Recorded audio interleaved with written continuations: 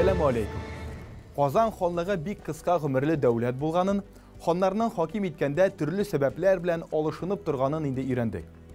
114 yıllıq dövlət, 13 xon. Ol vaxtdağı resmi dokumentlarda xon ismi aldından Seyid ismi yazılğan ikən.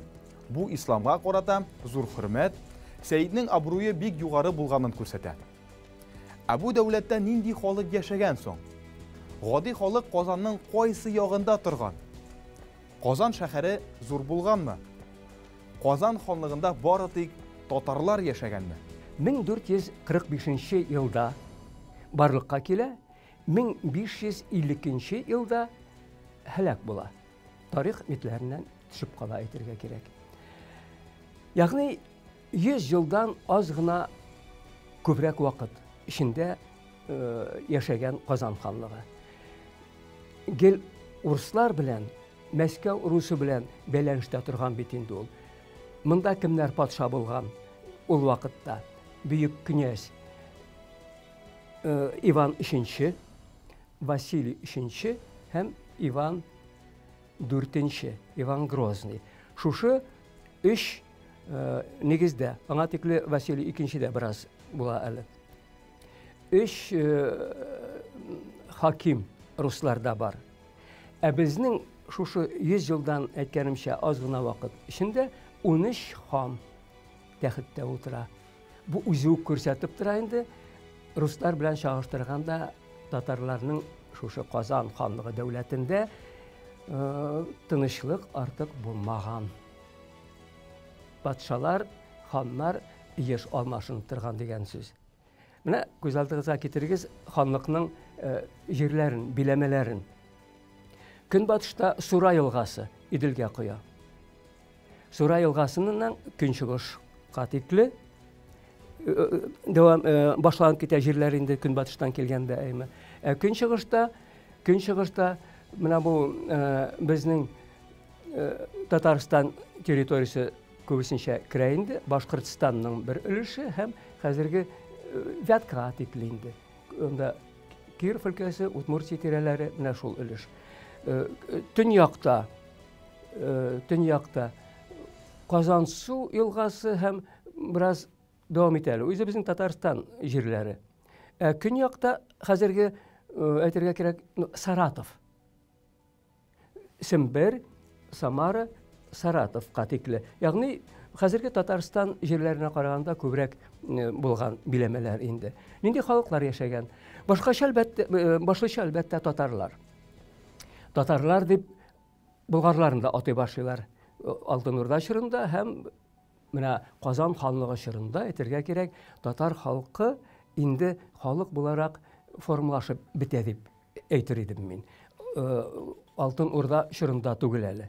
Bulgarlar da indi Tatar ismin yürüte başlay.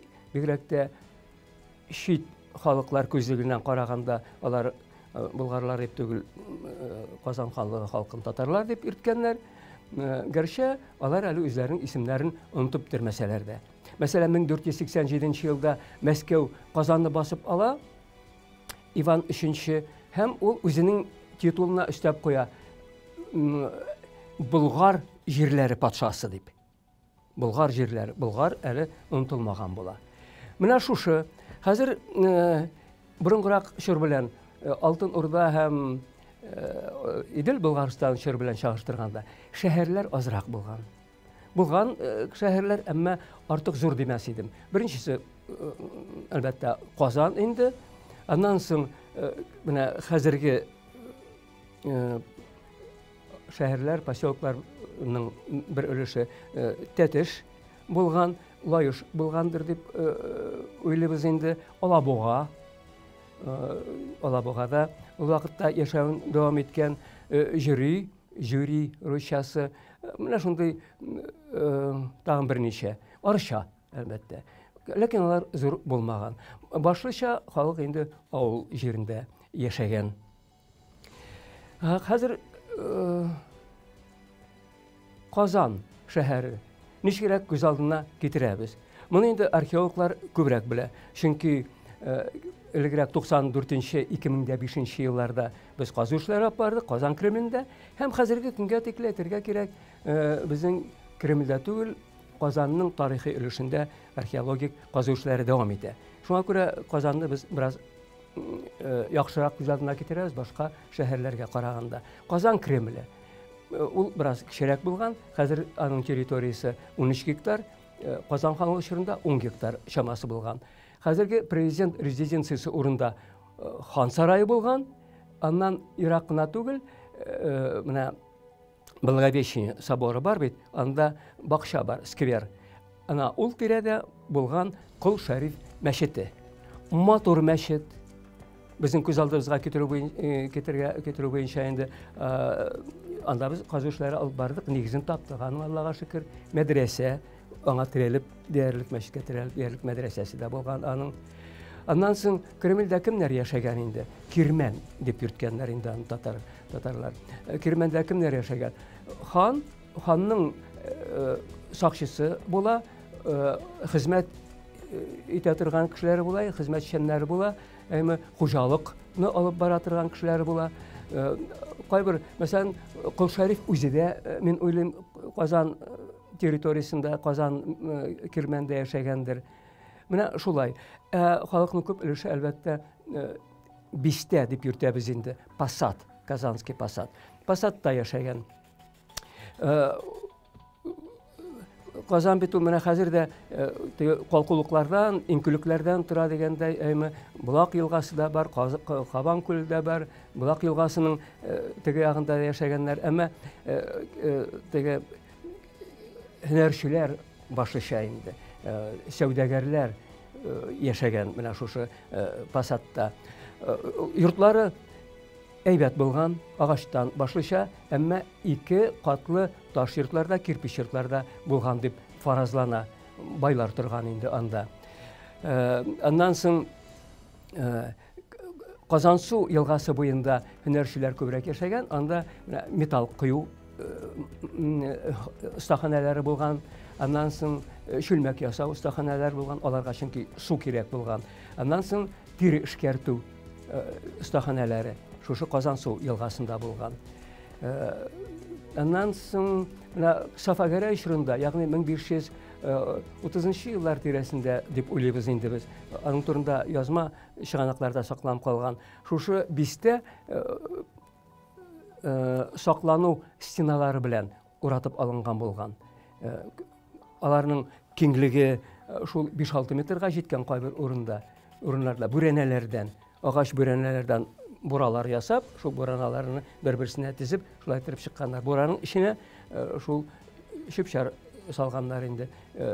Җир анда ташлар, кирпич калдыклары һәм теге ук ату ераклыгында шул 200 метр сайын аларның башнялары да булган әле. Шул стеналарның кайбер башнялар ябык башнялар, кайберсе кирә торган инде проездной, теге ат белән кешеләр кирип йөри торган капкалы булган инде алар. Менә шулай итеп күз алдына китерәбез.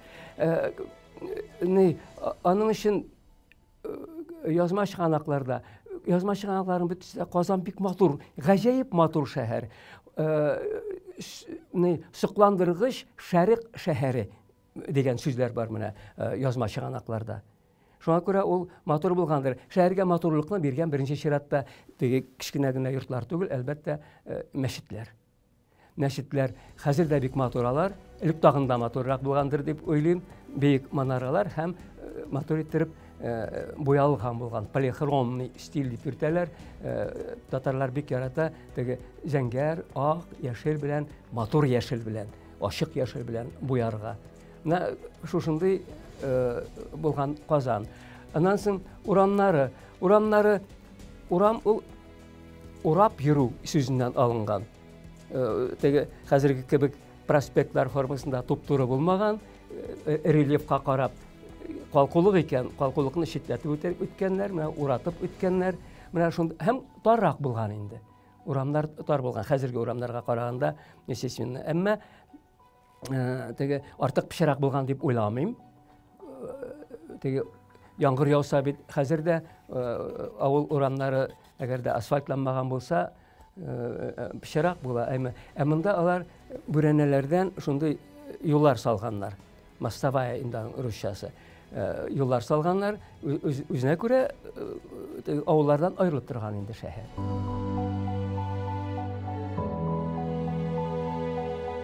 Гадәттә, Казан ханлыгында 13 хан булган дип әйтәләр.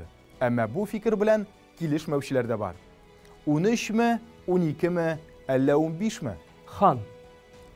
Шуңа күрә ханлык дип аталады. Әйткәнемчә, монда 13 хан булган.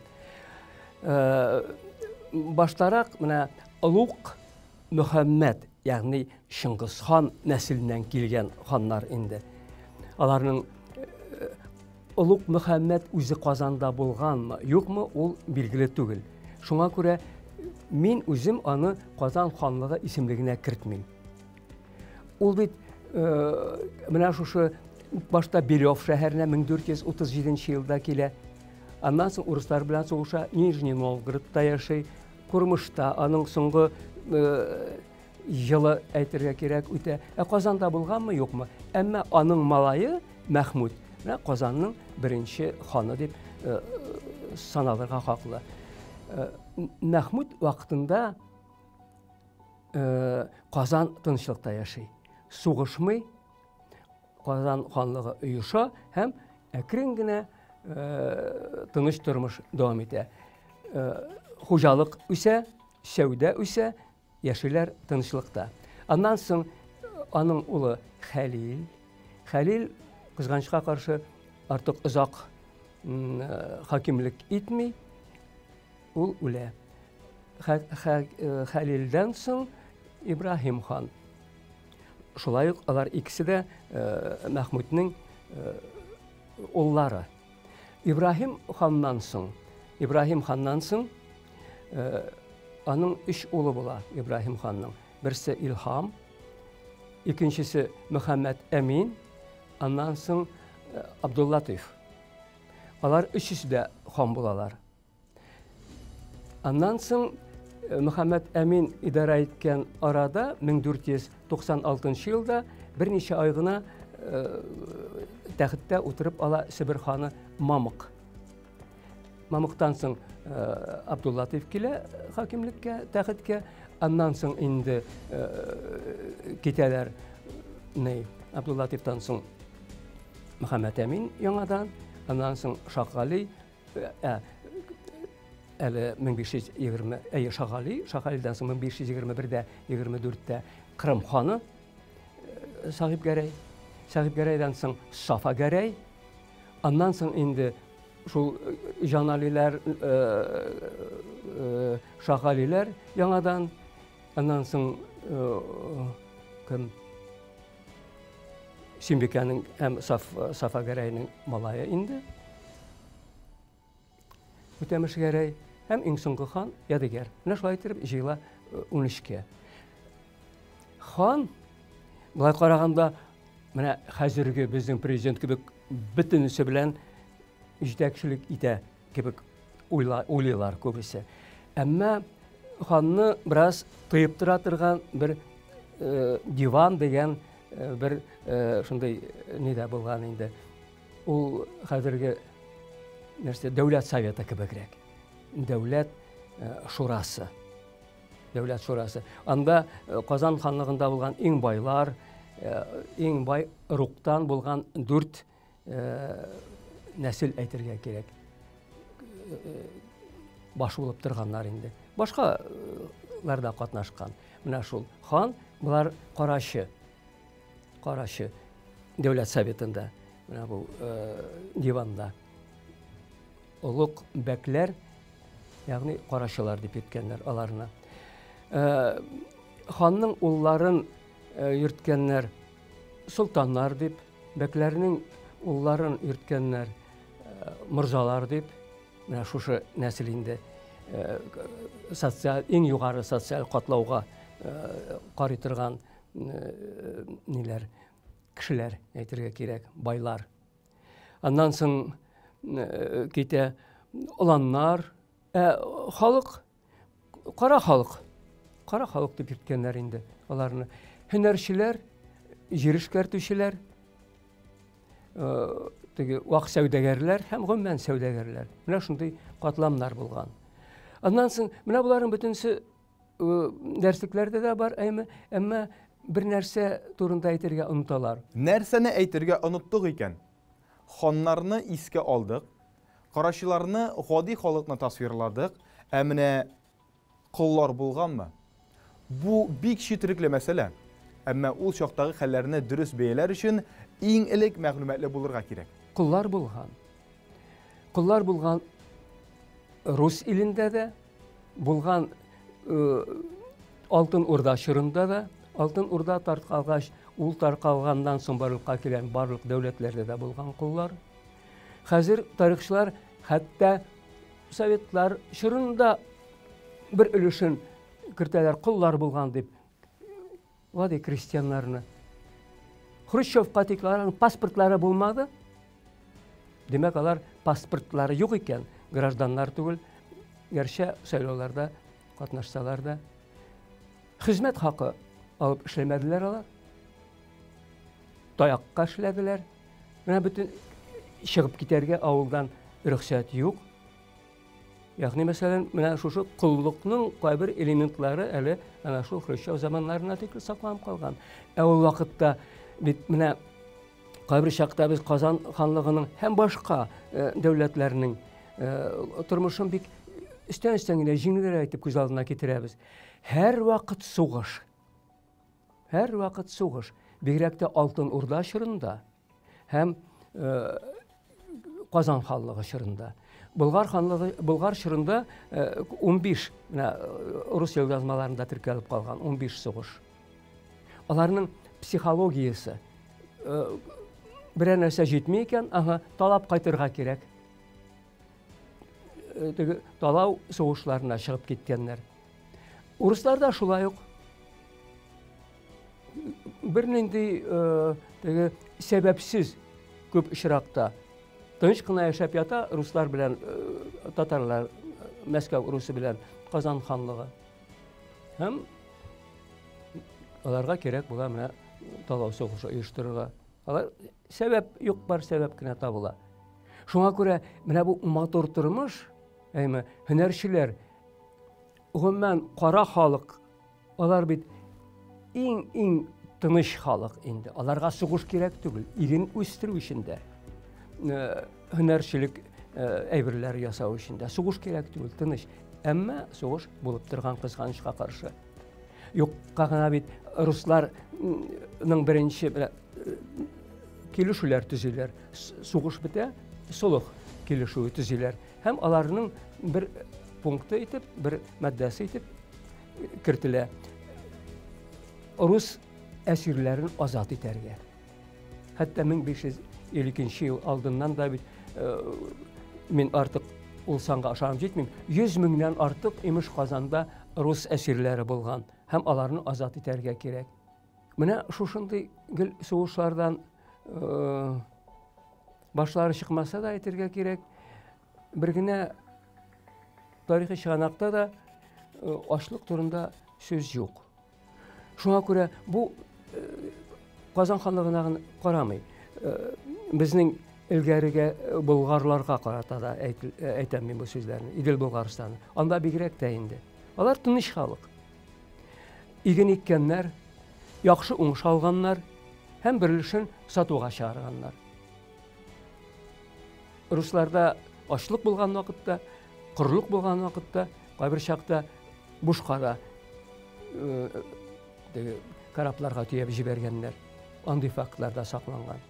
Менә бездә дә Казан ханлыгы чорында күрәсең, тырышып эшләгәннәр. Гомумән татарларга бик хас нәрсә ул, тырышлык. Алар бит игенчелектән башка шөгыльләнгәннәр, аучылык белән дә, җыючылык дип әйтәбез инде урманнардан. Алар үзләре дә үстергән булырга тиеш әле. Менә безнең Казан Кремендә казышлар вакытында ул орлыклар сакланып кала, теге күмергә әйләнә алар, сакланып кала. Анда будай бар, будай күп инде. Buday. Arış azraq, әмма арыш та бар. Болгар чорында арыш бөтенләй үсмәгән булган. Шешмәгәннәр арышны. Аннан соң карабыдай, борчак, ясмык, менә шушындый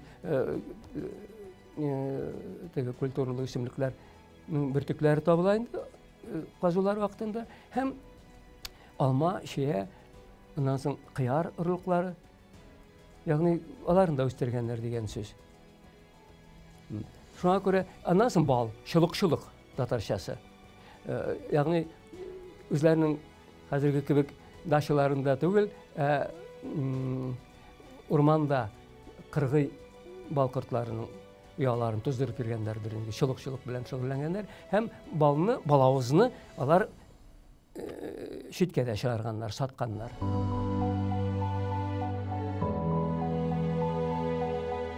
Казан ханлыгы һөнәрчеләренең даны тирә-юньгә таралган. Моны бик гади итеп аңлатып була.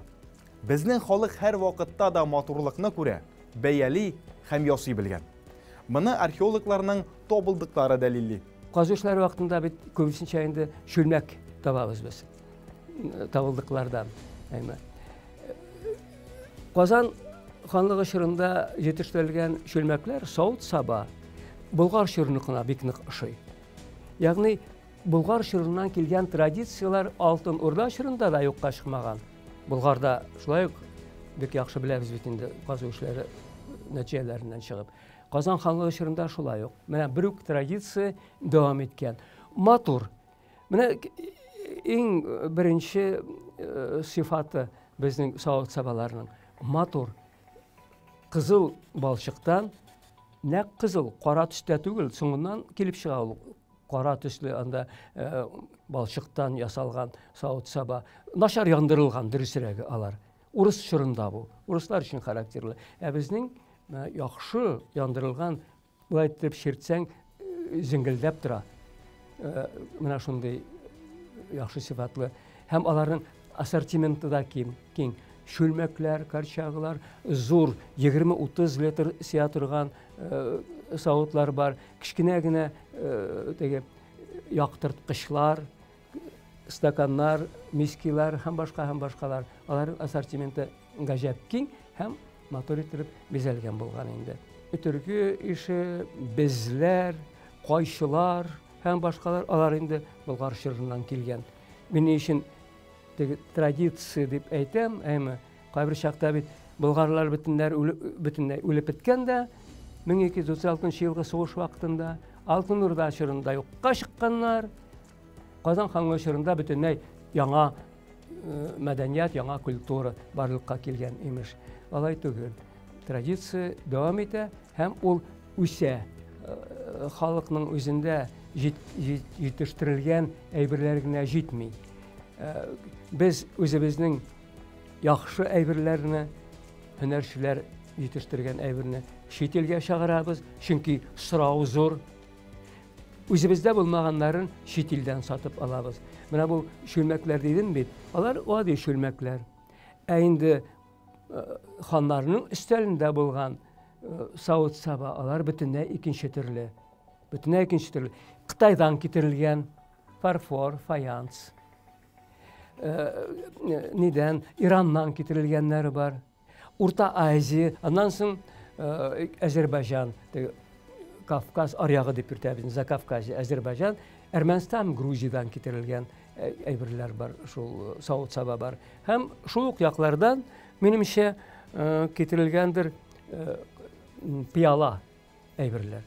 Ягъни менә ханнарның өстәлен күз алдына китерсәгез, шушындый матур савыт-саба, алар арасында пияла савыт-сабалар да бар.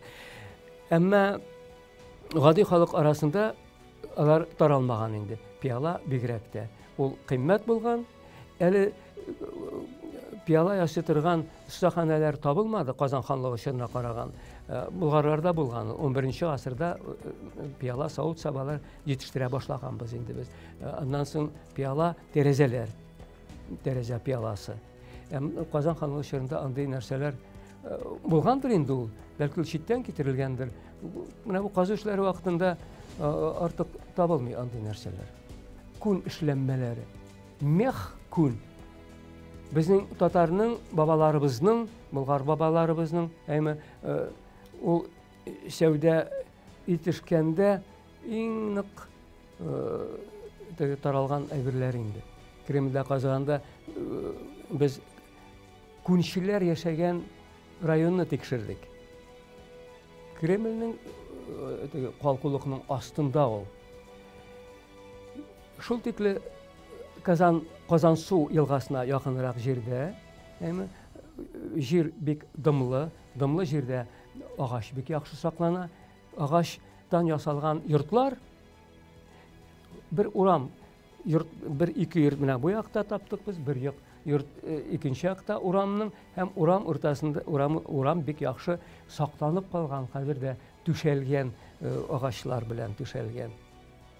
Һәм менә шуннан инде килгәннәр үзләренең заказлары белән монда күнчеләр яшәгән. Күнчеләр яшәгән. Бик күп, дистәләгән мең күн калдыкларын демәсәң, күн итек, туфлилар анда, сандалиялар һәм башкалар төрле ниләр табылды. Ягъни мин әйтергә телим, азрак булса да кешеләрнең киемнәрен дә күз алдына китерәбез. Казан халкы киемгә игътибар иткән дип уйлыйм. Чөнки зәркәнчеләр, ювелир, төрле алтын, көмеш әйберләрдән бизәнү әйберләре ясый торган зәркәнчеләрнең даны нык таралган булган. Читләргә дә шул заказ буенча алар эшләгәннәр, алар ясаган кайбер әйберләр, мәсәлән, хәзерге музейларда да сакланып калган, бизәнү әйберләре, беләзекләр, йөзекләр. Теге артык хәерче икән дип күз алдына китергә ярамый. 16-нчы гасыр, 15-нчы гасыр, ничек инде хәзерге кебек бай киенеп йөрмәгән, бай киенгәннәр.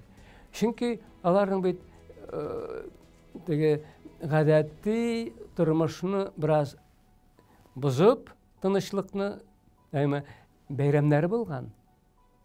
Бәйрәмнәре Сабантуй.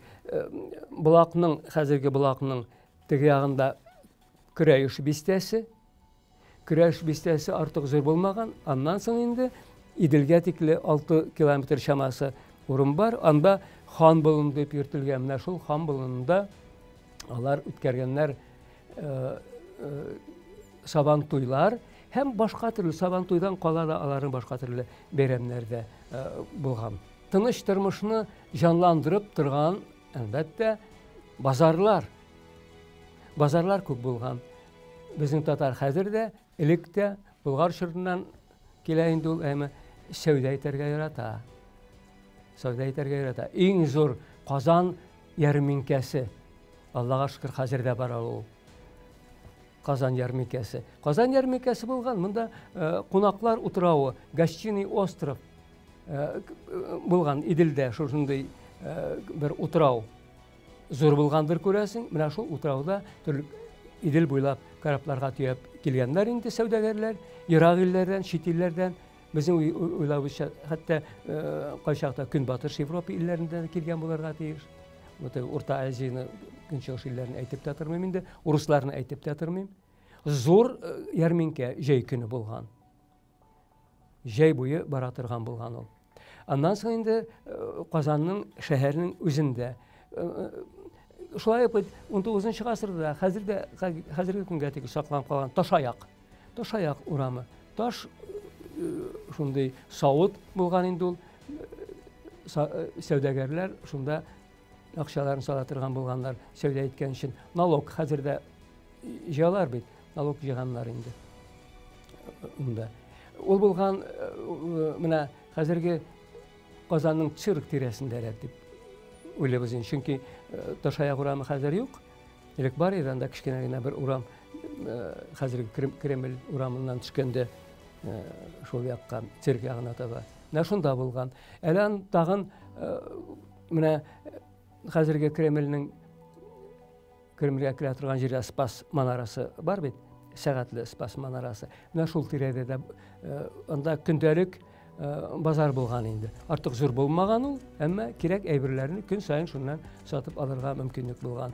Һәм менә бу гостиный двор, хәзерге милли музей тирәсе, ул юкка гына шул тирәдә барлыкка килмәгән инде ул шул 18-19 гасырларда гостиный двор, сәүдәгәрләр элек тә шунда булган. Менә без теге язма чыганаклар буенча, археология буенча да шушы нәрсәләрне беләбез. Зур Казан ярминкәсе, Ташаяк базары һәм шул Кремль тирәсендә базар булган. Һөнәрчеләр турында сөйләгәндә тагын шуны өстәргә кирәк. Һөнәрчелекнең нигезен, гомумән икътисадның нигезен, шәһәр икътисадының нигезен тәшкил итә металлургия. Металлургия, ягъни металл кую.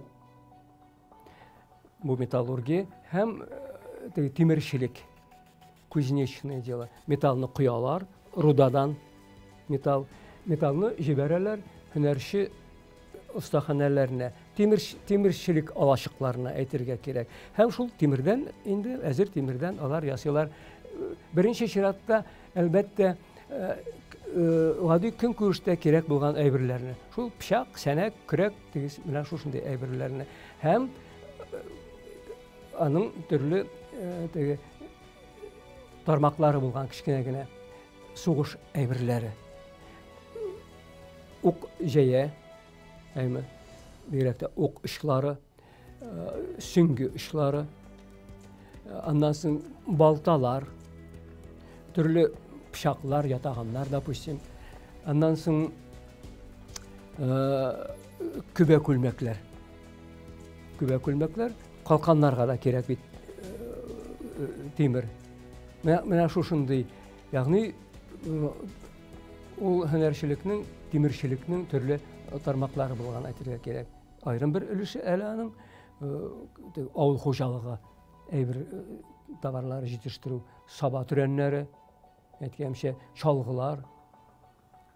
Аннан соң инде казаннар ясаганнар, шуеннан, бу вакытта шуен булган инде. Хәзер икенчесе төсле металл.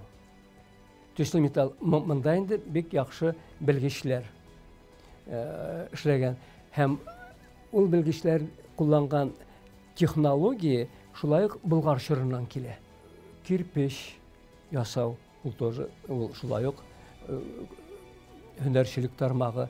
Аннан соң таштан төрле, мәсәлән, кабер ташлары ясау, аларны бизәү, язу, ул үзенә күрә шулай ук осталык таләп иткән.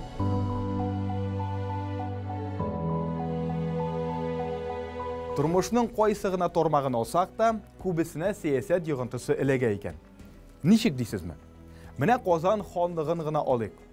Ханнарның тоташ алмашынып турулары ханлыгның икътисадына басым ясаган. Ул заман акчасын да читтә калдырмый. Казан ханнары үз исемнәре төшкән акча куйдыртканмы соң? Моңа бары тик галимнәр генә җавап бирә алар. Әле мин сезгә бер серне ачам.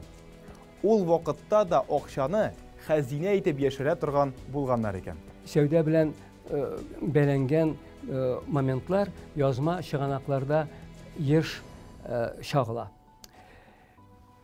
Ни өчен дигәндә, менә безнең Казанда еш алмашынып тора бит хөкүмәт инде, әйме.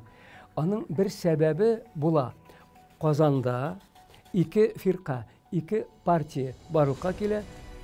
Әйтергә кирәк, ханлык барлыкка килгәннән соң. Мәскәү яклылар һәм шәрык көнчыгыш илләр белән сәүдә итүчеләр яклы. Мәскәү белән артык уен уйнамаска кирәк диләр кайберәүләр, әйме. Алар да бөтенләй икенче дин, алар сугышчан калык, фәләк шул формада әйтәләр инде. Без элек-электән шәрык белән бәйләнгән, шуңа күрә шәрыкны якларга кирәк, Мәскәүгә каршы сәясәт үткәреп. Менә һәр вакыт ул шундый бер линия буйлап бара.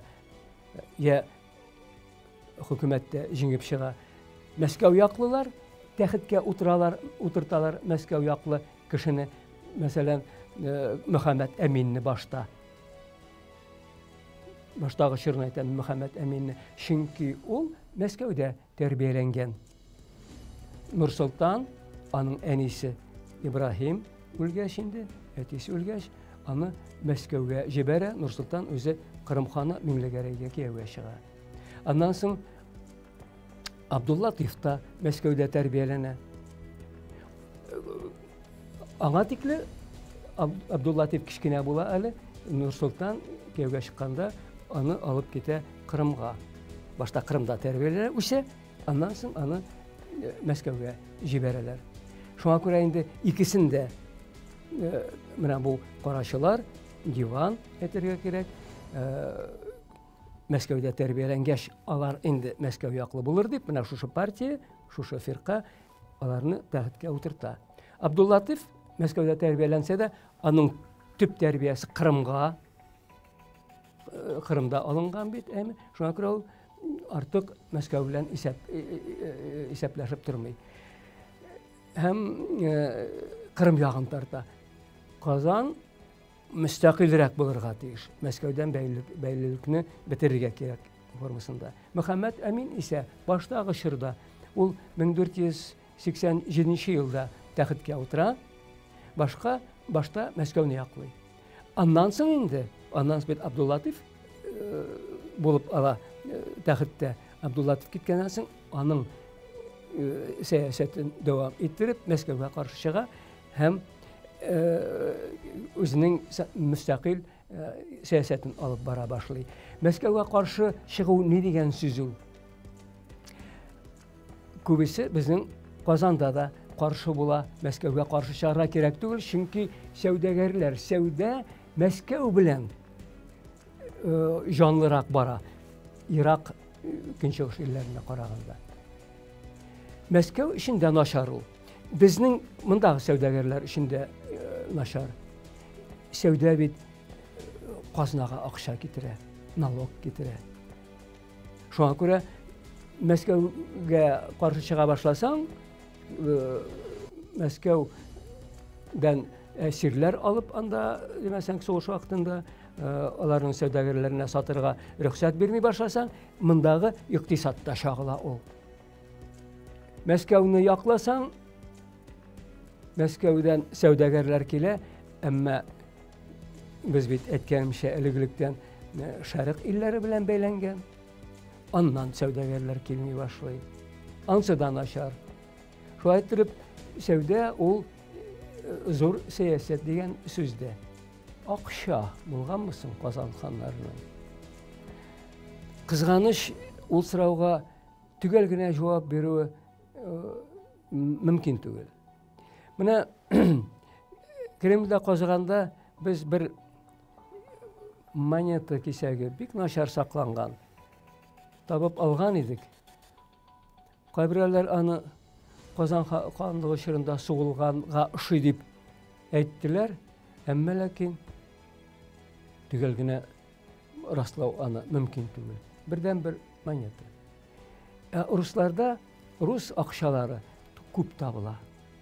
Рус акчалары күп табыла. Шул Иван 3-нче чорыннан башлап. Иван 3-нченең малае Василий 3-нче ул чорда һәм Иван Грозный гатикле әйтергә кирәк. Иван Грозный вакытында сугылган акчалар да бар. Алар айрым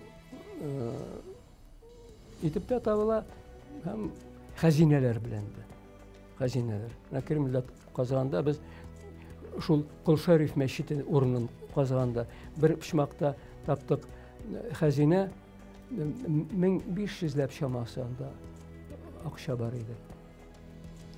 Икенче почмакта шул бинаның мәчетнең бинасының бер почмагында күпмәндә 500-дән артыграк акча бар. Иван 3-нче чорына һәм Василий 3-нче чорына карый торган акчалар алар. Иван 4-нче чоры түгел әле алар.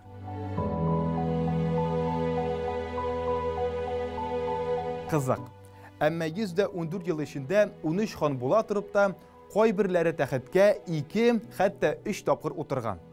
Хан, хаким булу зур җаваплылык.